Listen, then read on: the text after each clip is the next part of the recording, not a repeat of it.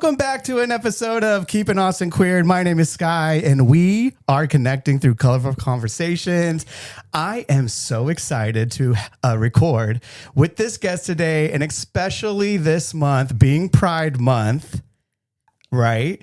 So she is the lovely, always radiating positive energy, the bold, the beautiful, the very talented, and welcome to the stage, Vylette Ward. Yo, what's up?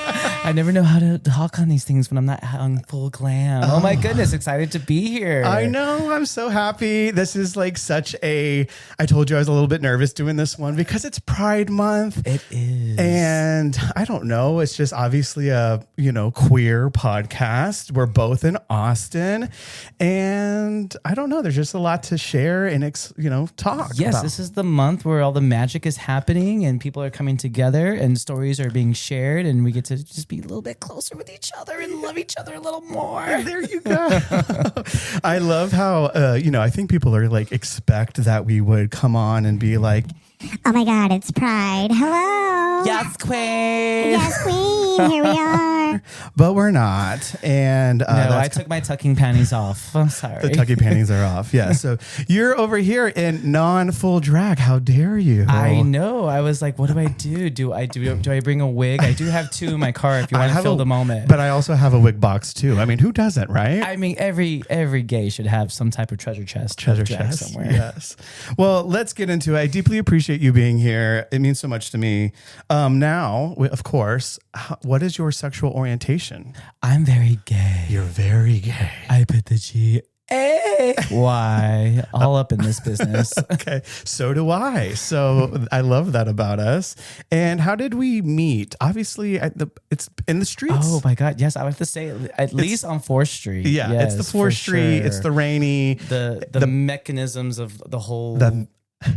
Maybe a Sunday fun day because I am a Sunday fun day whore. Sunday fun day brunch, probably. I believe that was probably where it's I mean, because I like to eat too. And there was a moment where I was the brunch queen of Austin, Texas. Oh, are you not no more? I took a break, but my mama is back. She's got 7 new drag shows, and we can go into that a little later. Okay, yes, and we sure will.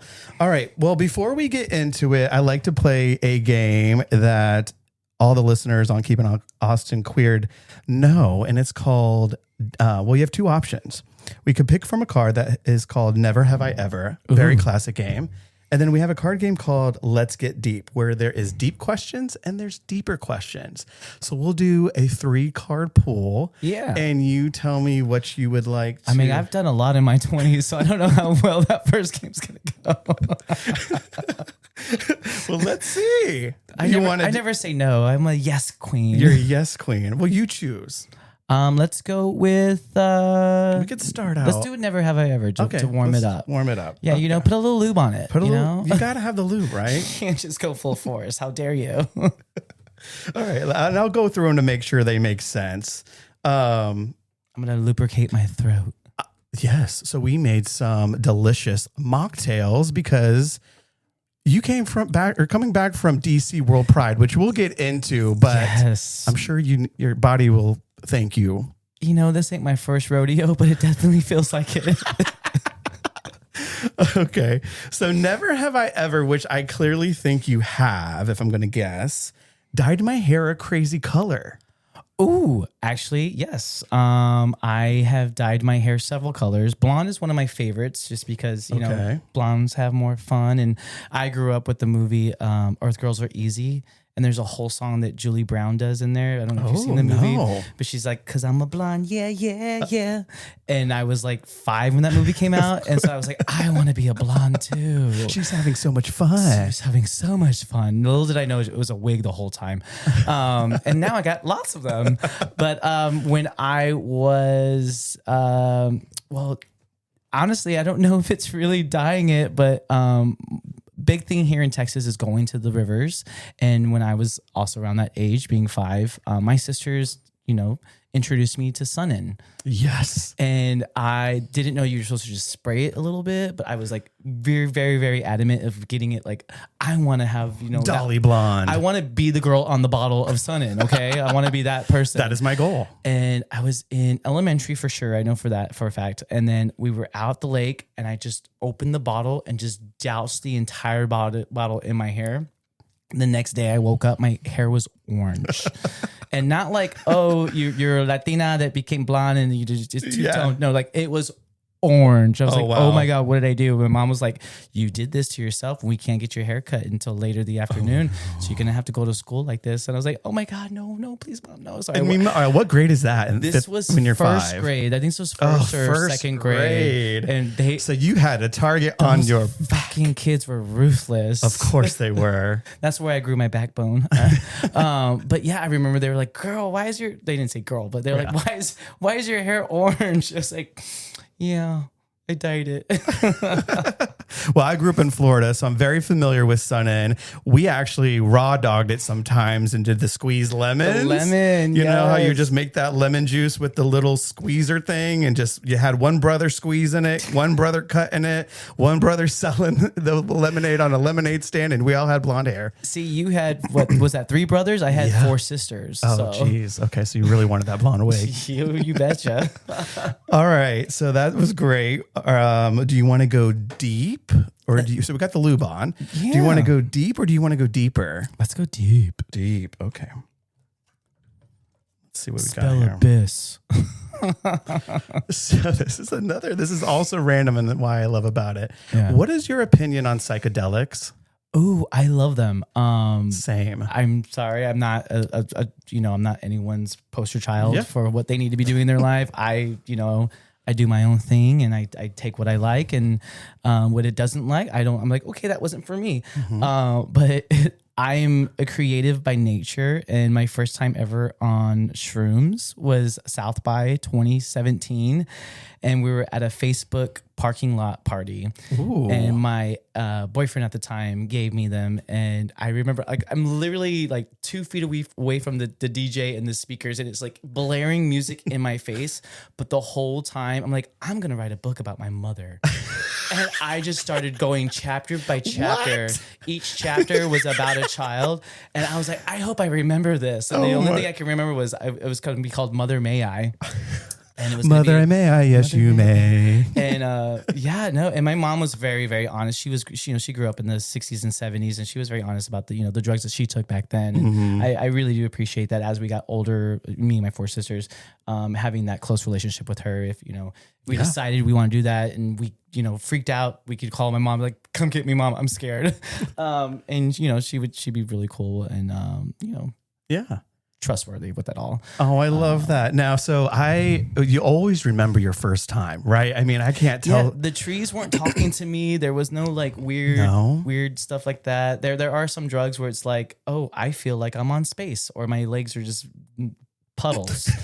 And I don't like those as a drag queen because my legs are my gifts and they call me the moves ATX because of my legs. Mm-hmm. So that scares the shit out of me. Yeah, you're just trying to roll out and do a show like Lieutenant Dan. Right. So, it's just like, I got things to do. What is it from Drop Dead Gorgeous? Don't cry out loud. Just keep it inside. And you didn't remember most of it, of your mom's, the book? I did. Oh, you did? It was, I mean, I had a very, very vivid imagination. I always have dreams that I could probably write novels about that inspire me. And so I think what that psychedelic did for me was just kind of kept me in there long enough to be like, in my mind, I thought it was going to be a bestseller. And I was like, this is going to be everything. And then I sat down to actually like see if I could write it. I was like, where is it going again? But I get why some artists, like especially in the 70s when they would write their songs, like The Doors, Jim Morrison, they would be on some type of altering medications because it does tap into something that's absolutely different. Yeah, as I've gotten older, I'm a big documentary person, seeing the microdosing and the how it unlocks and layers and what it helps and what it does and connects you to all of the above. It's super powerful. So if you are going to do that, though, make sure you have a good therapist. Yeah. And also like surroundings. Yes. Mental health is very important. Yes. All right. So I pulled a deeper one. We are getting deep. Mm-hmm. Oh. That's what she said. No, that can't. We're not going to. It said, I'll say it for the crowd. Let's say it for the crowd. It said, the anticipation what do you think our best sex was? I mean, we're just eye-fucking each other there now, we go. right? So Yeah. it has to be the best sex we're ever going to have. And you know what? Pretty eyes. Thank you. Now, who was your role model growing up and why? Ooh. Is it going to be cheesy if I say my mom? There's nothing cheesy. So that actually helps us get into a little bit of the getting to know you better question. So let me ask you, you saying your mom, obviously being a gay man, one of four, right? One of five. Okay. Five. Oh my God, math is hard. I have 4 older sisters and a twin brother, so there's 6 of us. Okay. So, but predominantly female. Right. And obviously gay and using Sun-In and coming out with wigs and all the things you do. Right. She was supportive. She was very supportive. I mean, she was okay with me stealing her satin robe every night to sleep in it when I was 5. So she caught me in my bedroom when we lived in Chicago. So my mom is from Chicago. Okay. And she grew up there and then she met my father and that's how we came south. And where was I going with that? Oh, when I lived in Chicago, I would think I was 4, and she caught me on the top of my dresser in my room dancing to Taryn Taylor's, I think, Tell Us to My Heart, with a shirt wig, and then she caught me again to Tiffany's. I think we're alone now, and she was like, "Oh, he's just a little performer." Yeah. Oh my God. Yeah. That is hilarious. She was just, supportive, and she was like, "Oh, it's a phase. He'll grow out of it." Little did she know. Yeah. Last words of every mother with a gay son or a gay, Oh my gosh. So tell me a little. So Chicago, were you born there? So I was actually born here in Hondo, Texas, and then my parents divorced very quickly. And then because my twin brother has cerebral palsy, and it was just a lot of strain on the relationship, I believe. Yeah. And we moved straight back to Chicago, where my mother had more family to kind of help support. And lived there till I was 4, maybe 5. I remember whatever the clown cake was my last cake I had there, because I am still traumatized by that damn clown cake. Do you like scary movies or clowns? No, I mean, I like slasher movies, but no, clowns can go just... No, that's not a... No, I get it. It's a wannabe drag queen. Not Ronald McDonald being a wannabe drag queen, but yes, absolutely. Too much makeup. Getting the most. Talk about cake. Talk about too much cake. But yeah, no, we grew up there. Went to, it was a Polish elementary school, Kosciuszko Elementary School. I was about to ask you. So my dad's side is all from Chicago. Okay. And Polish community. Yes. I don't know if you've seen my last name. It's pretty long and wild. Yes. So do you have Polish? Our family married into the Polish community. So we lived a couple blocks away from like the Wicker Park area. And I actually went to Chicago Pride 3 years ago and went back to our old little townhouse apartment place. And the same old little fajita was still there with a little dog. And she was like, "Oh, you're one of the twins." I was like, "Oh my gosh, she remembers me." It was so, and then I got to go back to my elementary school too, and I had all these floods of memories coming back of the school specifically, and walking into the snow to go to school. Like, we weren't very rich, so we didn't have that town car to pick us up, to drop us off. But going back to a reason why my mom is kind of my idol is my parents had just divorced. She was raising 4 kids in Chicago by herself. And I just remember, there were times where she made it seem fun when we were having hard times, like when the power was out. Oh, we had a campfire. We had a little camp time. Yeah. One of my favorite dishes that she would make was called Musco. And when I was like 13, I believe, she was like, "What do you want for your birthday?" I was like, "Mom, I really want that Musco stew."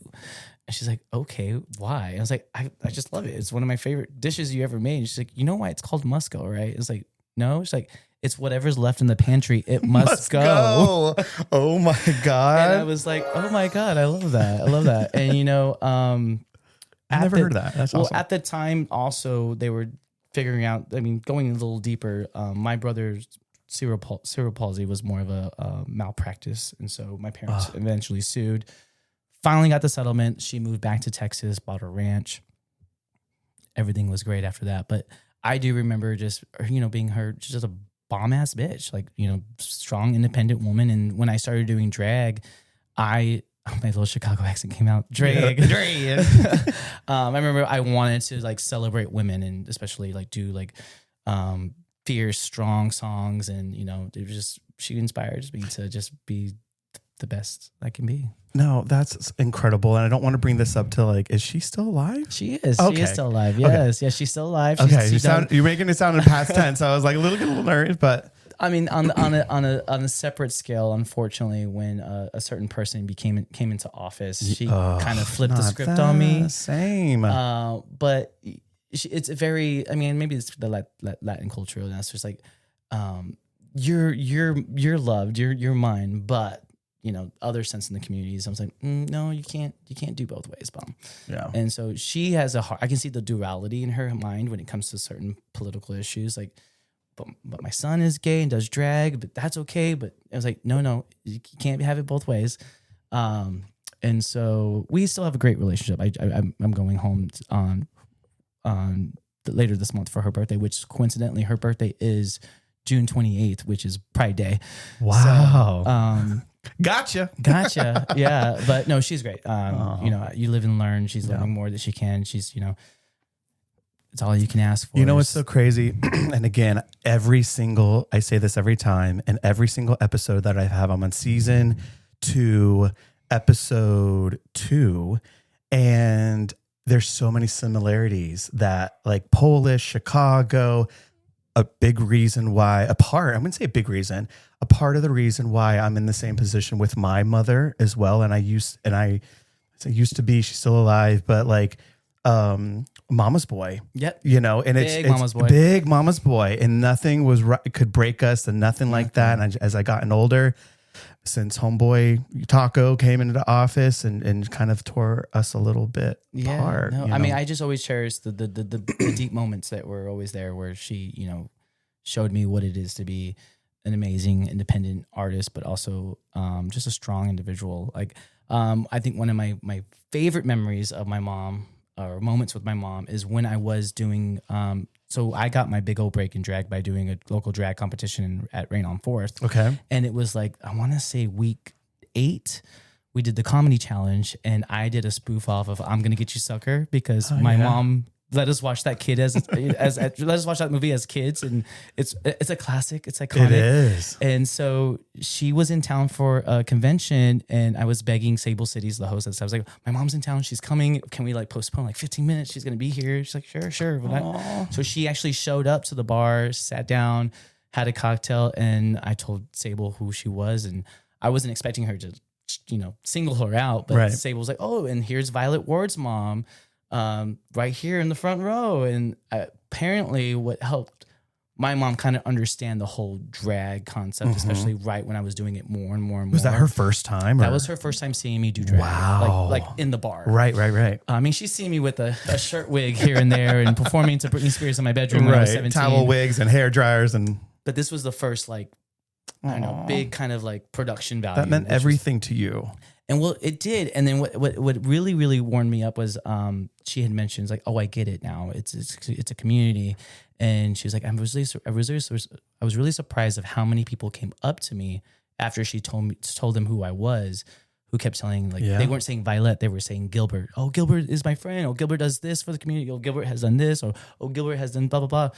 And she was like, oh, I didn't realize how big of an impact this art can, you know, do for the city or, you know, the community. And I think that also kind of just helped her come to terms with the drag, because she always thought, like, are you wanting to transition? Are you wanting to be a woman? I was like, no, Mom. I was like, Mom, I'm a theater kid. I grew up in theater. Like, for me, drag is an art form. It's an art form in the sense where I can be my own director, my own choreographer, my own actor, my own makeup artist. It's like, it's all in one costume. And instead of being on Broadway, you're just, you know, on a stage at a bar. And doing it locally. And for everyone to come up to her and tell you, like, wow, this is how much your son has impacted me, our community, the people around us, and just see it through such a different lens. I think that just really probably got her to a deeper place. It did, too. And then the conversations had changed also, because right after that, so we're the same size foot. Okay. Me and my mom can share heels. And so she'd be like, do you like these heels? Well, you can have them when I'm done with them. I'm like, no, that's more your type, Mom.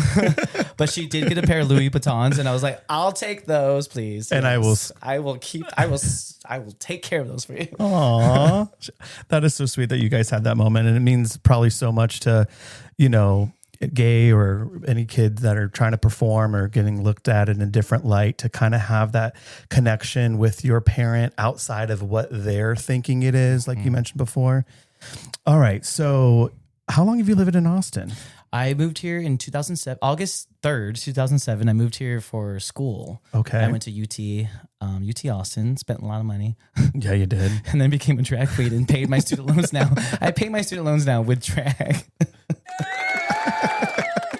Hey, the world goes round. It does. And, UT's a huge school. Congratulations. Thank Not you. people, can say that. And I really loved it. It was my first time away from, a small town. I'm from a small town south of Texas, south of San Antonio in Texas. Mm-hmm. And so San Antonio was my big city. And then coming in Austin for some reason was like an even bigger city. And now that I've lived here for 20 years, I'm like, wait, hold up. Right. San Antonio is way bigger than Austin. Right.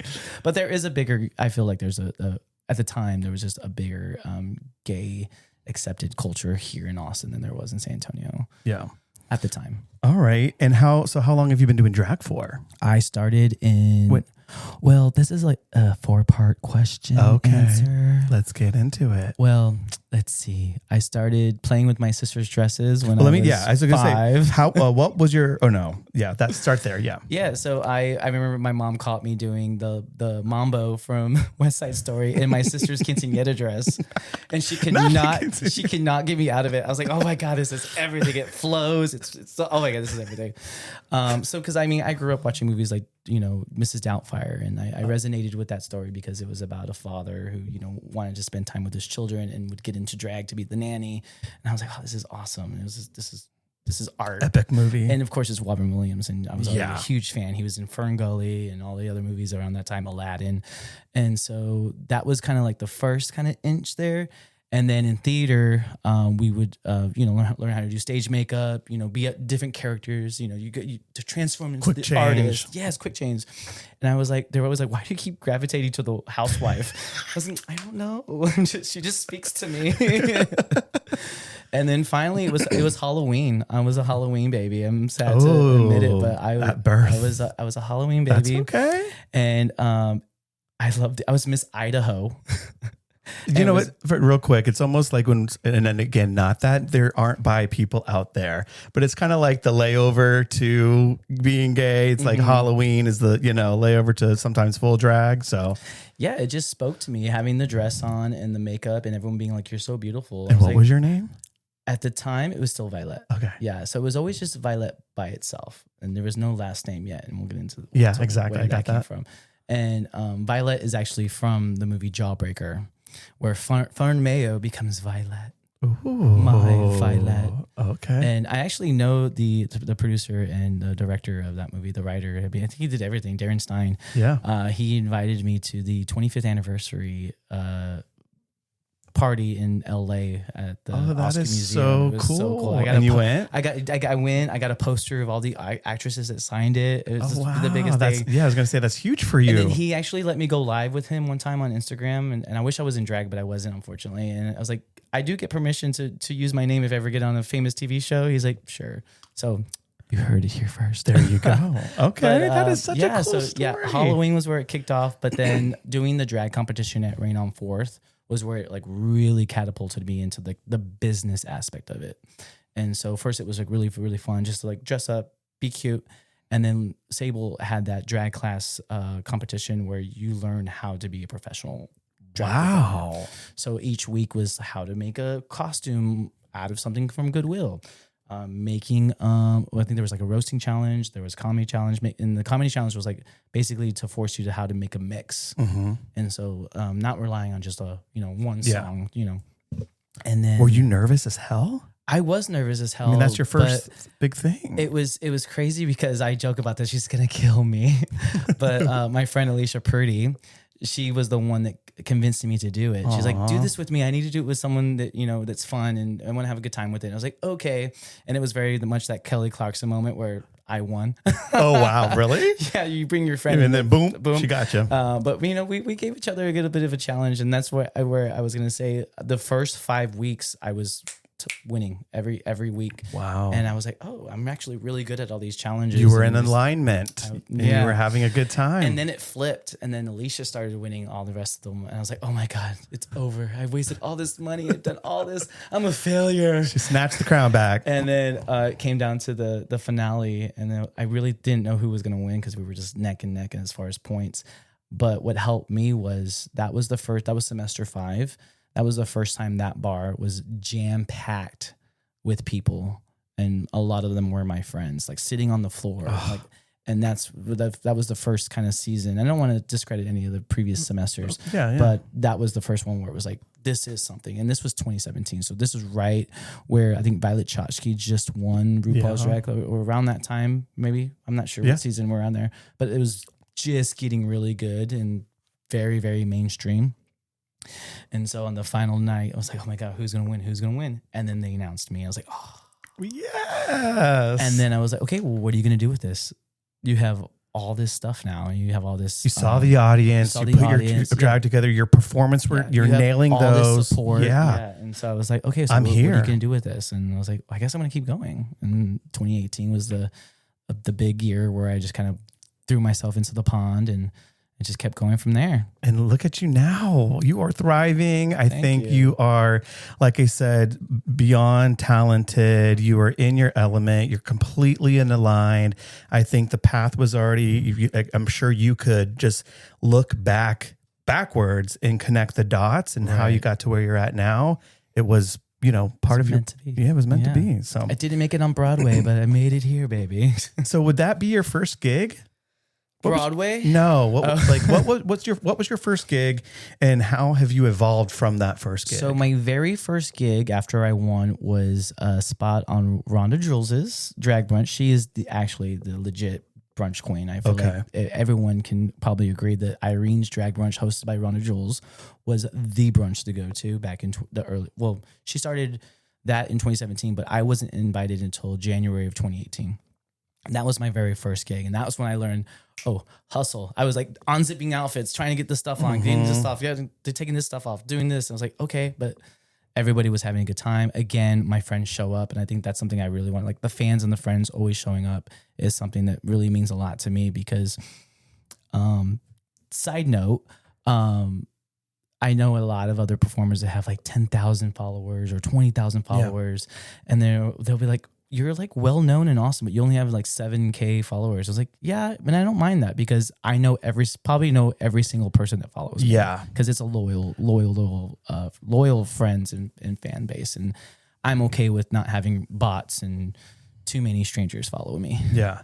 Well, I'll say this too. I'll say honestly, I come from Orlando. I come from Florida drag and Atlanta drag, 8 years in Atlanta and growing up in Florida. So I know Phoenix really well. And I know Nicole Page Brooks and, all the Letitia Chantel, rest in peace. And, some LA and whatever. But I will say that from Austin drag, I've met a handful of them, but you have always stuck out and you have always, shared a smile, made someone feel, important in the audience. And you just had that connection. And, we don't know, we haven't hung out all the time and know you very well, but I will say you definitely have that. And I think that's why your friends keep showing up for you and you have that authenticity about yourself, which collects that type of people. And you would rather have the quality versus the quantity any day. I always say good people find good people. Yes. And it's funny you mentioned Phoenix because the first time I met her was at New York Pride 2013 and she stayed with us in our friends. I was going to say Airbnb, but Airbnb wasn't a thing then, but it was some apartment in Bushwick. I don't know what it was because she was like in the attic. She was like they made the attic into a bedroom and they put her up there. And I was like, I really want to go up. This is before I started doing drag. I didn't start doing like legit till 2017. So this was 4 years before. I was like, I just want to go up there and say hi to her. Like, just go up there and say hi. I was like, okay. And I'm like sitting there while she's getting ready. I was like, this is everything. Right. And so she was super sweet. She got us into all the parties that weekend. I don't even know if she remembers me, but she is that person too. Yeah. I will say that again. I know her very well from Atlanta and just always being a young gay and tweak in the bars. Mm-hmm. She has that same thing that you have, where she just connects. Yeah. She makes you feel like you're, a friend, and she cares. I mean, you saw this. I'm sure you saw this recent season, and she's just like a mother, in that aspect. So nobody wants to see anybody fail. Yeah. And I love that you keep saying connect, because that's a word that always resonated with me as far as connector. And one of my favorite things to do in Austin is Sunday Fun Day, bouncing around all the bars. And this year, actually, I was invited to a friend's wedding because I connected him to his now husband 2 years ago. I forced them to talk to each other because he was like, "Oh, I think he's really cute." I was like, "Well, just go say hi." It was in drag at the time, so a little persona, and right, kind of a little more confident, a little more cocky, and be like, "Well, come, I'm going to introduce you to him." Boom. 2 years later, they got married. See, you're a social connector. Thank you, and that's important. All right, well, let's get into. So you brought up your name. Mm-hmm. Now I know in the drag, especially of the Battle of the Brookses right now. Are you have a family or a part of a dynasty, or how? No, you just like when I say we, I mean my drag sisters and I that kind of started around the same time. Me, Maeve Haven, Alicia Pretty, Grandma Stevens. Mm-hmm. We're all kind of like we call ourselves the Kai Pi sisters, right?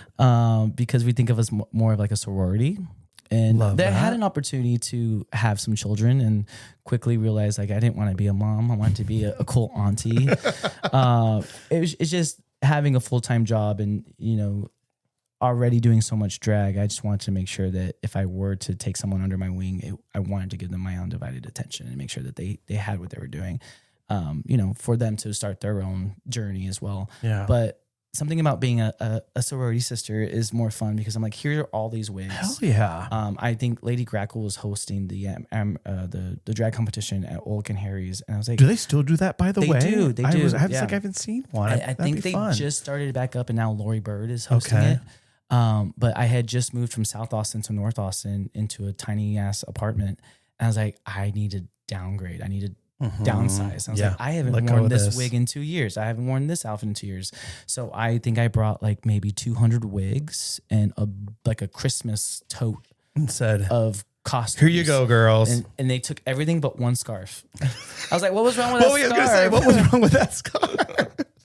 Oh, that's so great. Awesome. And I mean, if I was to be a drag queen, I think I'd go in the sorority route. It just seems more like.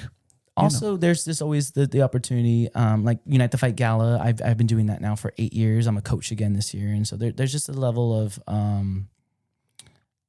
appreciation for it more. So this is not someone that I want to dabble in it, and then you spend all this time with them, and they realize it's not what they want to do, and you're like, I just spent all this and wasted all this time on this, which is not the purpose. If you're going to commit, you're going to commit exactly, and that's just the downside of drag right now is that it's so mainstream. Everybody wants to do it.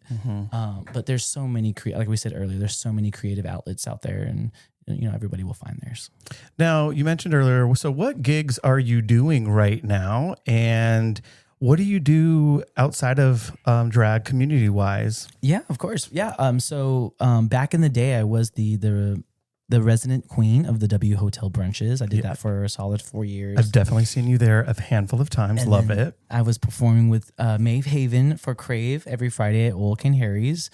She was actually one of the first show hosts that got me on to Crave, which really, really catapulted my career as well, because once you're starting to make money, then you can actually invest in your drag. Okay. And so that was my very first weekly Friday show, was when it was at Sellers, and then they transferred over to Old and Harry's.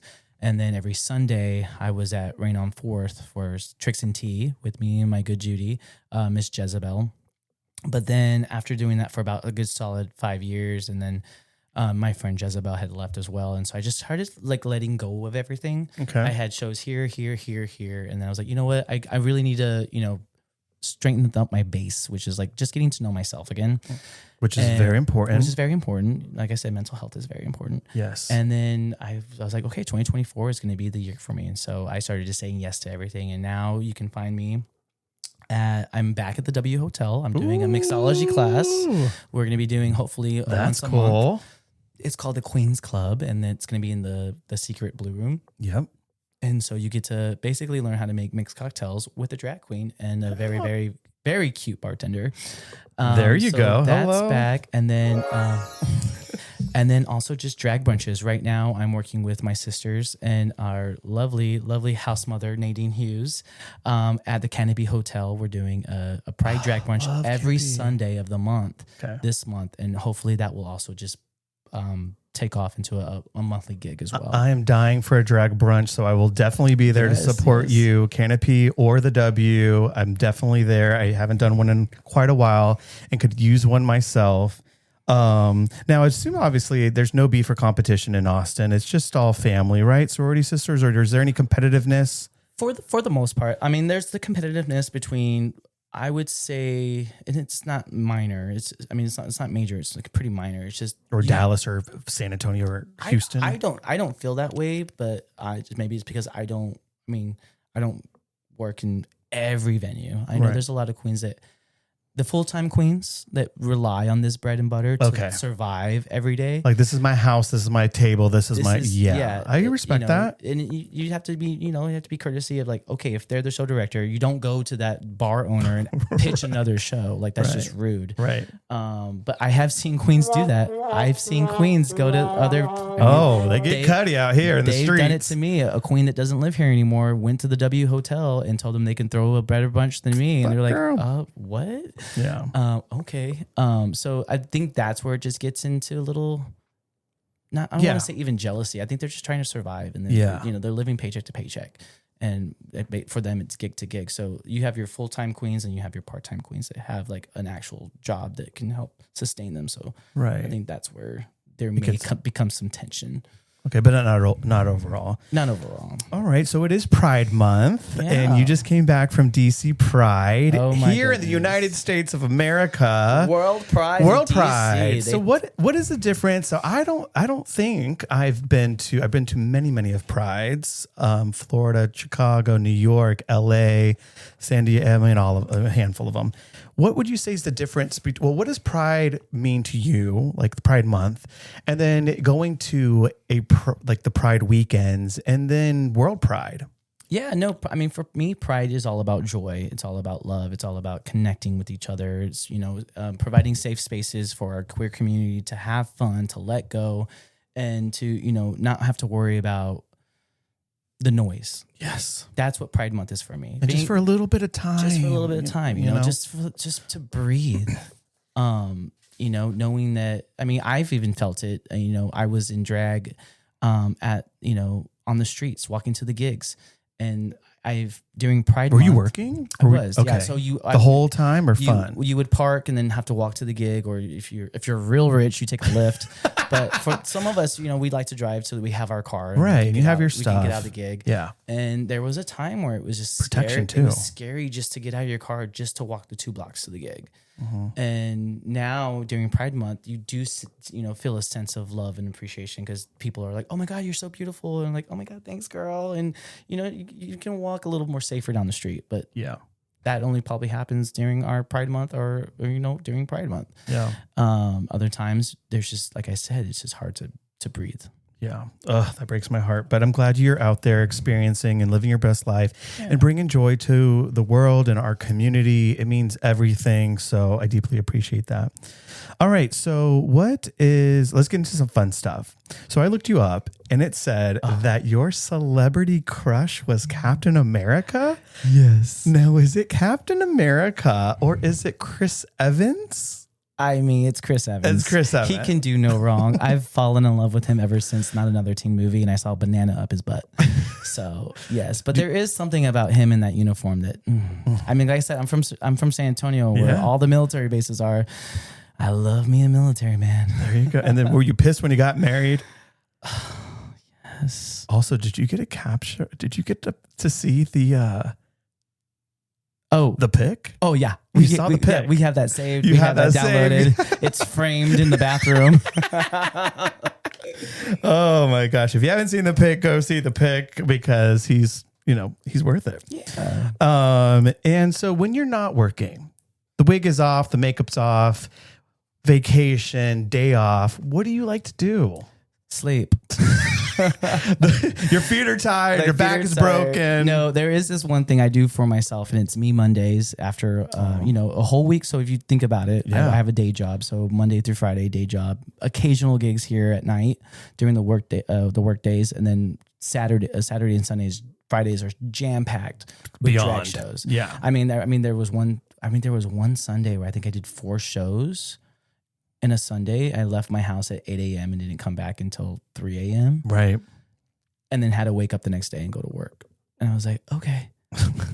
But I do this thing called Me Mondays where I say no on Mondays and it's just me. And so I'll put my favorite show on, which is, it fluctuates between the OC. I can rewatch that over and over again. Just drop the AC down to 62. Yep. Order some Chinese food and watch the OC on my couch is probably one of my favorite things. That is one of my favorite things. What do you like to order Chinese wise? Or you just love Chinese food? I love Chinese food, but right now I live by a Panda Express. And you're just messing it up. I'm just like trying everything, but the teriyaki chicken can't go wrong, and of course the mushroom chicken and the beef and broccoli. Okay, yeah, all of it. I can eat Chinese food literally every day and not even blink about it. I love it. There's a place over here too that's really got some really good options. House just opened up down here south. I highly recommend them, by the way. I'm gonna have to come down there and try it. Quick, easy, fun. They have different locations, by the way. I love that. My other show is Grey's Anatomy. I was gonna ask you, okay. but I stopped after season 5. I literally watched 1 to 5 and then just stop and then restart. Because 1 to that's 5. what remind me. What is she like? That's when George and Izzy die, or the whole storyline just gets a little complicated. No. Okay. Well, thank you for sharing that. And are you dating? I'm dating myself. Ooh. I have the ring on my finger. I love it. It's on my middle finger because I married myself. I love that. Are you in a space of dating, open to dating, not really? I'm open to it, and I was dating. It's really weird. I have a cycle. Did you have a recent breakup? No, it wasn't. It wasn't that serious. We were just barely getting to know each other. But he was a super sweetheart. Okay. But I always find myself wanting to date around the holidays, and then summer comes, and I'm like jam packed with work. Is what I'm going to call it. Gigs and stuff like that. And it sounds like your schedule is pretty freaking heavy. Yeah, and every weekend is at the gigs, and so there's just also there would be times where like a weekend would come where I do a drag show, several of them, and I'm all about energy transfer. Yes. So that's one of the things I'm very, very, very adamant. It's like, okay, if I'm tired, I'm really tired. But I'm all about energy transfer. And so for me, after doing all these gigs and having all this love and attention and, support from people, that's a lot of positive energy that I don't know what to do with it all. And so sometimes I'm just like overwhelmed that if someone wants to take me on a date and give me more positive energy, I'm like, I'm just going to explode and not in the way you want me to. Right. And so there are just times where I will just cancel on someone like, it's a Monday, it's a Tuesday. Because your Mondays is for you. The rest of the time you're booked and busy. But I'm not opposed to finding, someone if the right person came along. It's just going to take someone very special to.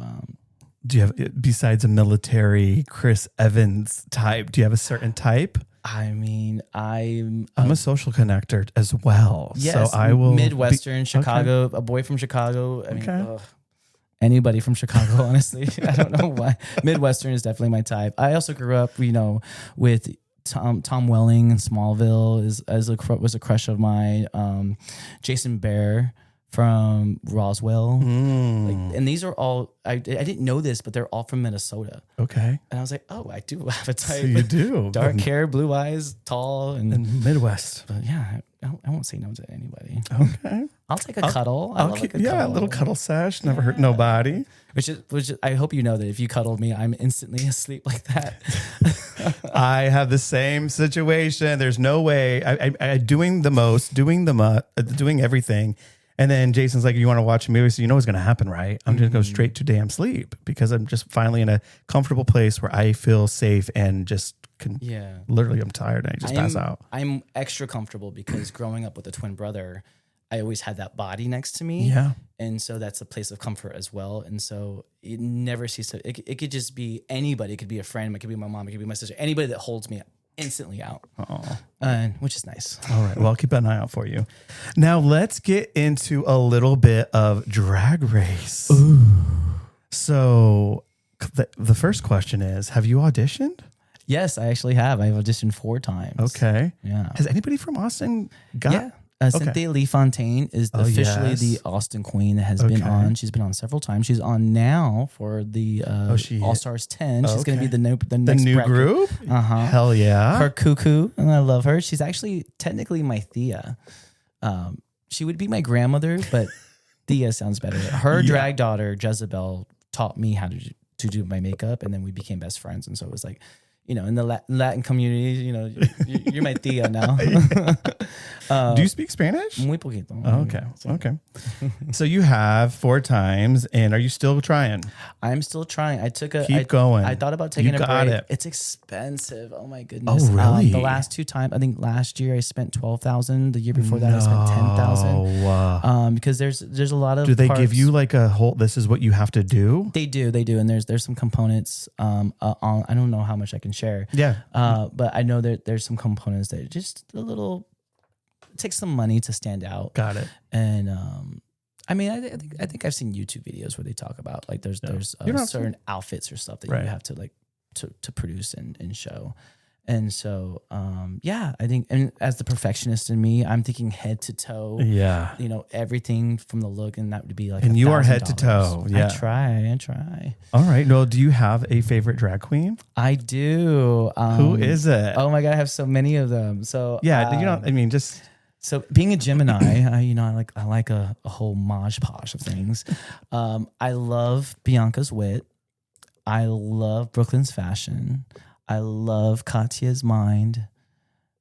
And I think that's it. Okay. I love them for all those reasons too. Yeah. Is there anyone that you've looked up to for inspiration? Actually, yeah. Not just RuPaul's Drag Race, just a drag queen overall. A drag queen overall? Yeah. Well, I would definitely say Brooklyn because I've gotten to meet her several times and she's super sweet and she always remembers me, especially when she comes for the Christmas shows. And I actually got to finally work with her for Families Out Loud back in February. And I feel so bad. I felt like I was talking her because I finally met her in person to hang out with her more than, a sitting and probably yapped her ear off way too much. But she was so sweet. But overall, as like all drag queens, I'm gonna have to go back for the iconic ones. I mean, I remember being in San Antonio when I was 18 and watching Jenny McCaw host the amateur drag show at Tuesdays on the Saint, and just her charisma and her poise and the way she was able to just demand the attention from everybody and host that bar was beautiful. And Teresa Matthews and Taryn Taylor and Erica Andrews. I was so thankful that I got to meet her. Honestly, there's so many amazing drag queens outside of RuPaul. Truly. Yes. And so they deserve their flowers, and they're building and lifting and helping our community, and they carry their own light. And that's something to be said too, because all the queens I just mentioned, they're all my beautiful trans sisters. And it's a scary world what's happening for them now, but these are amazing entertainers that deserve everything that that they work so hard for. Absolutely. Round of applause. Now, have you watched all of the drag queens or RuPaul's? I have. I'm a little rusty on season 1. Okay. I know BB won, but that filter, it hurts my eyes. I'm sorry. Does. I can't sit longer than 10 minutes to watch that. But it was also, in the very early stages of it, so the storylines weren't as good. I would say, once you get to season 3, it like really pops off. Yeah. Now, when I'm a huge manifester, everything in my life, honestly, I've manifested. Smell manifesting. I don't actually. Let's not.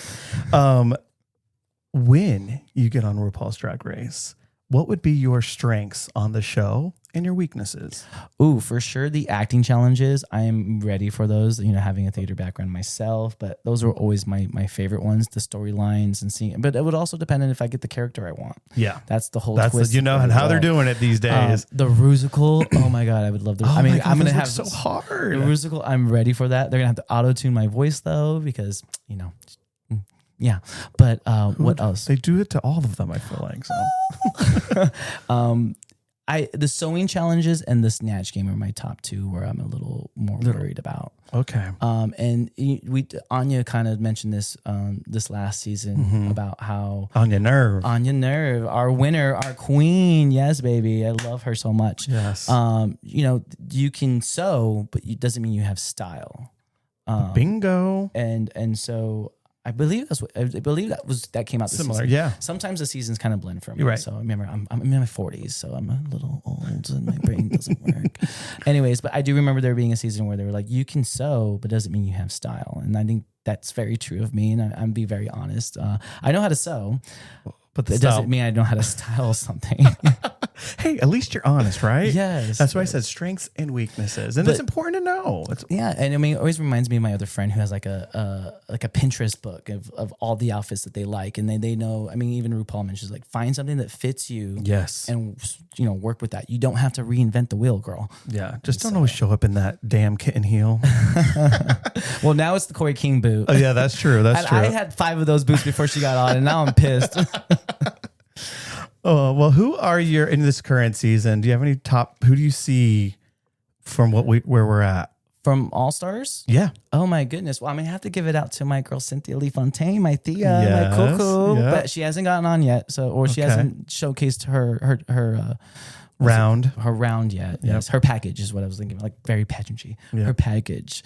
But I would say I was really surprised with Irene Dubois because now Irene the alien, because we never really saw what she was capable of doing, and she kicked it out of the park. But Bosco is just killing it for me. I mean, she's that body, she's hilarious as fuck. I mean, she's just I can eat that all night. Okay, I love her. Yeah, I'm gonna say for me, gosh, I don't know. I mean, I love a good mistress, but she is being very messy right now.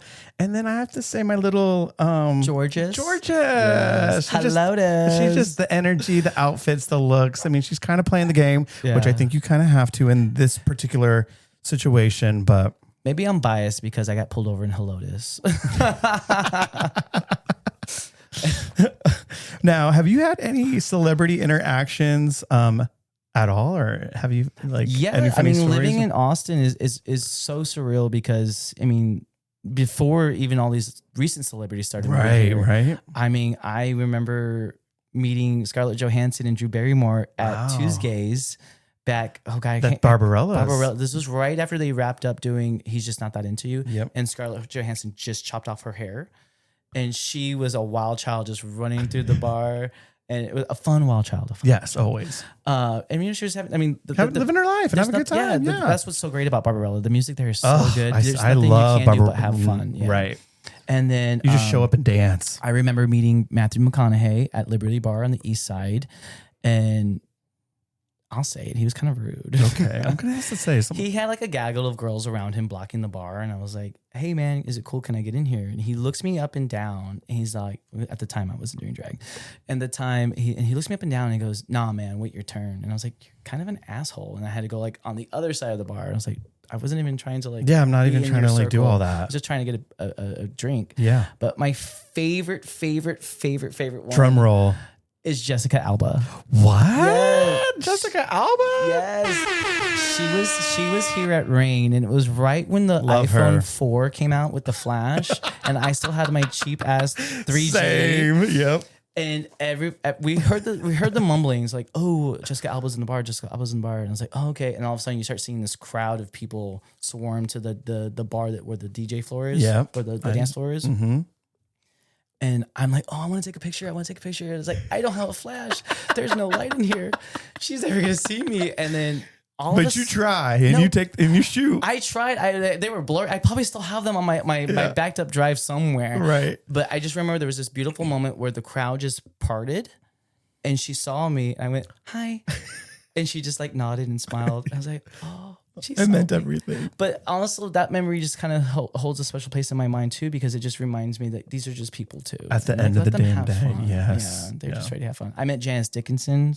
She was a Was she mean? No, she was fabulous. Her and her brother were at the Abbey on a Sunday. Oh God, this was. Can't years tell you ago, how many too. people I've seen Abby Wise. She was having fun, and I think that's where it's meant to, Now, do you get different attention? Obviously, right? in and out drag. Yeah. Yeah, I was actually just talking to my friends about this recently. About I can be out as Vylette, and these Instagram thotties will be like, "Oh my God, they Vylette! throw it, yeah, yes, I can't yes, we love you, we love you, love you." Girl. And then the very next day, I'll be Gilbert, and not even a hi. I'm just like, I just partied with you last night. What the hell? Like, wake up and get over your damn self. I'm the same person. I have Right. the same smile. Right. Unless my makeup is that good, which I know it's not. Oh my gosh. All right. Well, thank you for sharing your RuPaul conversation with me. Thank you. Now we're almost wrapping it up here. And I just wanted to ask some simple questions and some little heavier ones. What is your favorite thing about being a drag queen? My favorite thing about being a sum drag it all queen up. is honestly to entertain for y'all. The little boy in me that was dancing in my bedroom by myself to Britney Spears or Janet Jackson or Whitney. Now I have a stage and I have my friends and I have an audience that, just really appreciates it and feels the love and joy. I mean, that's something that just really resonates with me. But I'll have to go back to also just connecting people together in a safe space is also something that I really, really appreciate with my drag. And I do use my drag platform a lot for local charities. Yeah. I think the last... What are you? I think I've helped raise almost $500,000 in Hell Austin. yes. And this is for like all charities. When when they give like the big number, like, Yeah. we raised 25,000 for this. Yep. I include that kind of Yeah, number of course. Yeah. because I helped. Yeah, you did. But yeah, I mean that's one of the. I mean, my friends joke with me all the time. It's like, oh, Vylette loves to give away money because I also say yes to gigs that are charitable. There's like, we can't pay you, but this is for the cause. It's that And I'm energy like, transfer. I will always do that. It's good people finding good people. It Yeah. comes back to everything that you have said before. Mm-hmm. Keep doing the charity work. Honestly, you. I think Thank it's you. it's a part of like who you are and how you give back. If you're not giving back, and then you can't receive. Yeah, that's your legacy. I want to be able to one day look old and not look old, but be old and look back. Oh my God. We will get you. I will hold you. I will find some. Not in this I know economy. a good face girl. I will not look old in this economy. Yeah. I'll be getting Botox and filler. What charities are you a part of? Are you able to? I've worked with Kind Clinic, Out Youth, Equality Texas, Equality Alliance before they dismantled. I've also done Aid Services Austin has a couple of charities that they do to raise money for their services. Tent, All Go Austin Pride. I got to work with Austin Pride. Look at you. Yeah, anywhere I can. I mean, Out Youth is probably my biggest one, my huge. favorite one, because that one's for the children. And I wish I had a queer space like that when I was a teenager to be able to connect with other queer like-minded individuals. And so Out Youth is amazing. Please go to outyouth.org and find more. I will definitely check that out. I love kids, so I'm definitely going to check that out. What do you hate? Like, what is the annoying part about, I wouldn't say hate. Like, what's just sometimes the annoying part about it? I will say, as I'm getting older, all the pads and the corsets are getting a little too uncomfortable for me. Especially in Texas, it's I can't even so imagine hot. the heat. That's what I hate. I hate summer drag. Summer drag. There's always that meme of Lady Gaga where she's sweating from the Super Bowl. Yep. That's the meme that all the drag queens start sending each other. Like, it's summertime. Oh no. And you're just like, fuck. I'm dying And just a so- regular t-shirt on. Yeah. And like a lot of the venues, and that's something that I'm always, appreciate is that vendors will be like, oh, we set the AC down to 70. Yeah, It's water. like, no, bitch, it needs to go down to 62. Yeah. But I always ask, and sometimes that's where I will draw the line now that I'm older, and not that I'm not in menopause, but now that I am older and I have the luxury to say no to gigs. Yeah. Because You've been around. Been around. I got that- gigged the gigs. I put the time in. Yeah.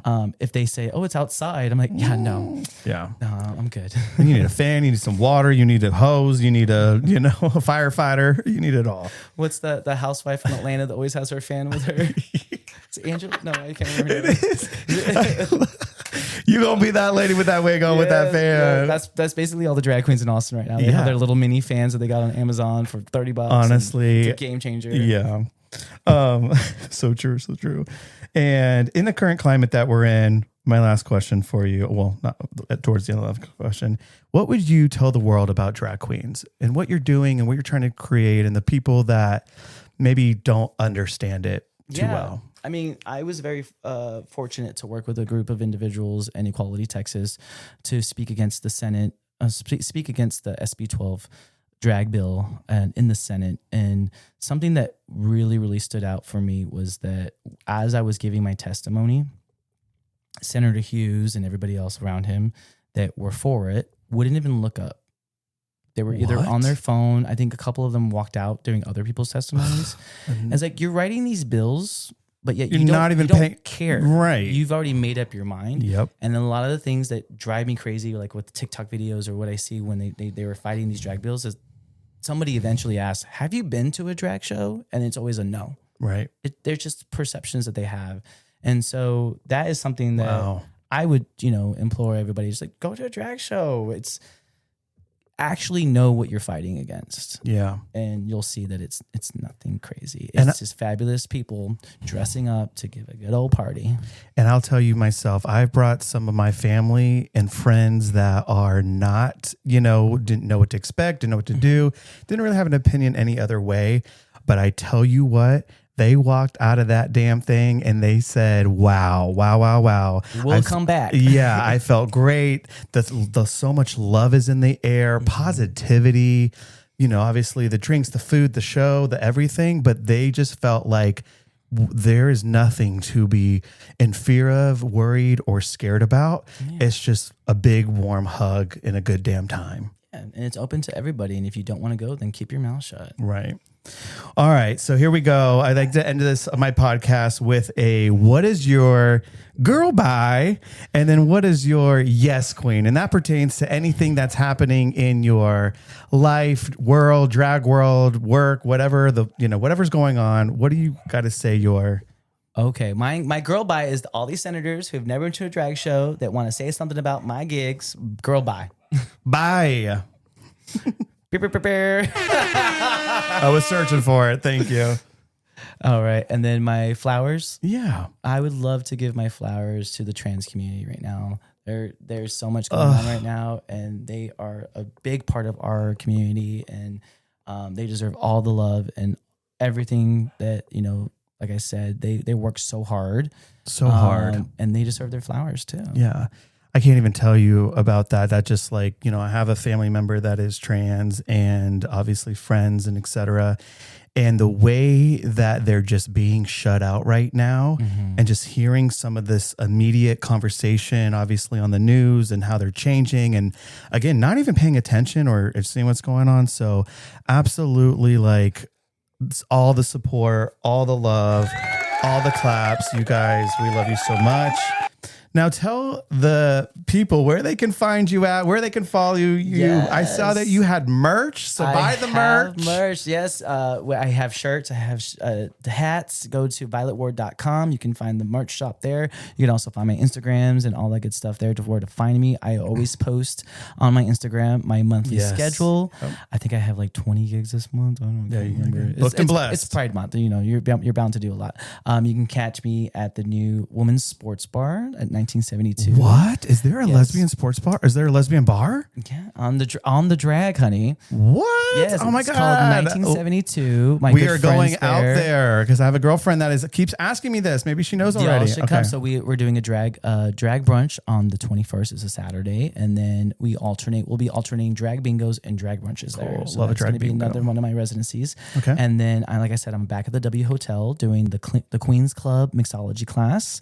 I am also co-host and special guest with Cheeky Cunt at Wanderlust every last Sunday. Wanderlust too. It's a great time, and It's like David Buster's for winos. Yes, it's just and those people there are so amazing. So That kind, team so there sweet. is so Yes. kind. They gave Cheeky this amazing opportunity and just ran with it, and it's such a great time, great vibe.